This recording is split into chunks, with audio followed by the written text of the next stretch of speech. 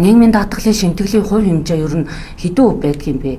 Ямар хүмүүс одоо энэ ажил олгогчоос хэдэн төлөвлөгийн даатгуулагч хэдэн өв төлдөг юм бэ гэдээ би одоо энэ талаар хэлэхэд бол ажил олгогч болохоор тэтгэврийн даатгалд бол 8.5%. За даатгуулагч болохоор тэтгэврийн даатгалд 8.5%.